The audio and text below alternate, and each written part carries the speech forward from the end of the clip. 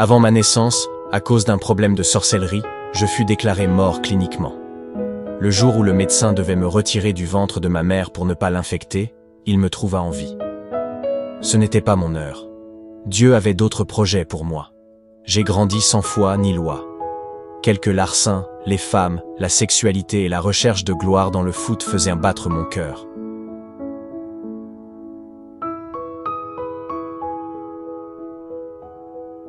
Un jour, pour faire plaisir à un ami, je l'ai accompagné dans son église.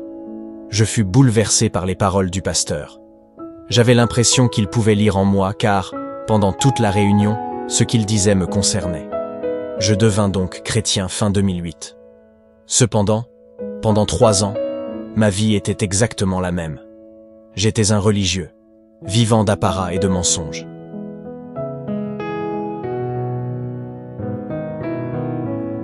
Mais avec le temps, cette vie ne me convenait plus.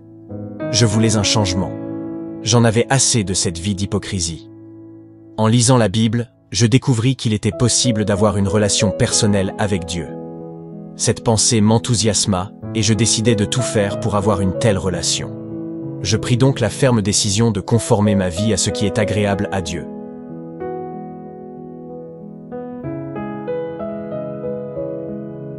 C'est ainsi que le 14 avril 2011, alors que je confessais mes péchés à Dieu, j'eus une vision dans laquelle, en un instant, je revis tous les péchés que j'avais commis depuis ma naissance. J'étais très triste et je pleurais beaucoup. Mais, en même temps, je ressentis une paix intense, indescriptible. Je savais que Dieu m'avait pardonné et fait de moi un homme nouveau.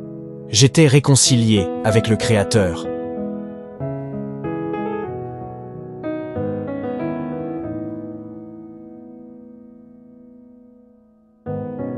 Peu à peu, je commençais à avoir des doutes sur l'intégrité de l'église où j'étais car 1 à 2 fois par an, on devait remettre tous nos biens à l'église lors d'un propos.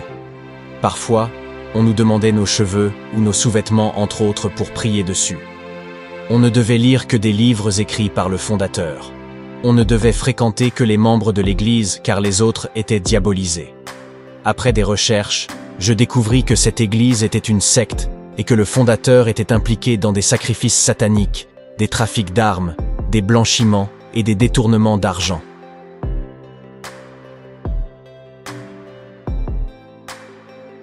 Je pris donc la décision de quitter cette secte et de trouver une église où la véritable parole de Dieu était prêchée et où je pourrais enfin avoir une relation personnelle avec Dieu. Je priais pour cela et Dieu m'orienta vers une église évangélique où Jésus et sa parole sont au cœur de chaque enseignement. Aujourd'hui, mon seul plaisir est de témoigner de l'amour de Dieu à ceux qui m'entourent. J'ai parfois des moments difficiles, mais, parce que Dieu est avec moi, j'ai l'assurance d'un lendemain meilleur.